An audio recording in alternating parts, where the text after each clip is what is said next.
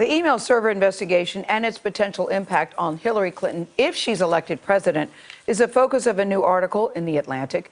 Contributing editor Alex Wagner writes this: the problem for Clinton is that, as we have seen so far in 2016, public trust is a set of feelings more than it is a set of facts.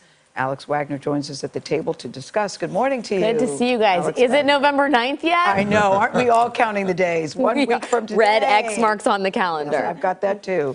So the feelings, Alex, after all this time are still very, very strong against Hillary Clinton. They are. And you know, trust has always been a feeling, right? Yes. It's just that in this day and age, when we have such a fracturing of the news and information and media landscape, it's almost impossible for a candidate or a leader to find some sort of universal platform on which they can regain or gain public trust. So where does it come from?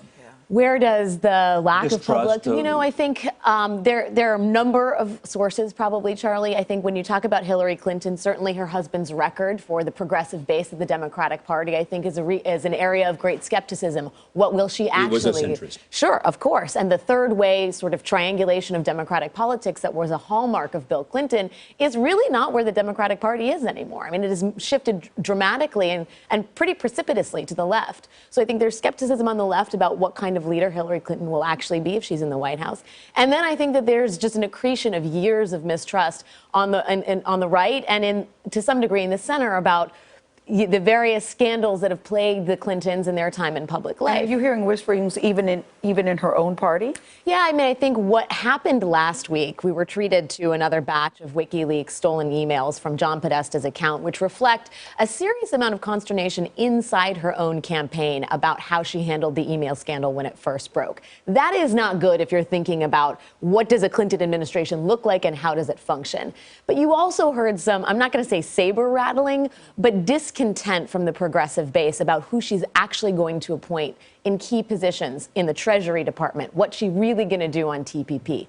That is a new thing.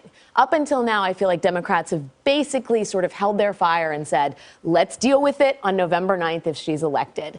Now you are you're beginning to see the sort of green shoots of maybe some dissension within the party. But does this disclosure by the FBI director almost guarantee that if Hillary Clinton were to be elected, that her administration, even its beginning days, would be plagued by investigations? Nora, if we are still saying the words Vince Foster, if we are still saying the words Whitewater, if we are still talking about Kenneth Starr, who's in the New York Times today, this scandal is very controversy, whatever you call it, is going to almost certainly plague the beginning days. I mean, you wrote Whitewater, which was before the election, continued decades ago, right? I mean, this, even if it is not a matter of actual investigation, the public interest in this, and I would say the certain folks on the right wing, their interest in stoking this as a continuing story is certainly Alex, not just dim. the fact that this close to the election, we're even talking about Anthony Weiner and Hillary Clinton in the same campaign. It's one of those things when you first heard it, you went, what? I mean, it was a sort of mic drop moment, but not in a good way, Gail. Yes, I could not, I mean, I will give you this, election of 2016, you are not boring.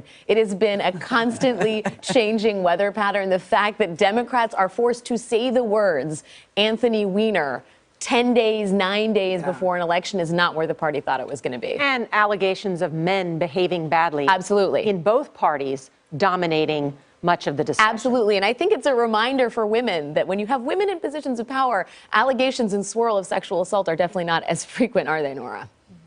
There you go. It's true. No, they are not. Thank you. They are not. No, they are not. Charlie's like, answer that I am not. I don't have a seat. No, I will. Where will you be on election night? I will be watching the return. Right here on CBS. Thank you, Alex. Of course. Thank you, guys. Her article in The Atlantic magazine. CBS News is getting ready for election night. 1 week from today, we'll bring you all the election results from right here in Studio 57. You can see our decision desk set up right behind us. Our election night coverage starts Tuesday, November 8th at 7 p.m. Eastern, 6 Central, and you can watch all day on our streaming network, CBSN.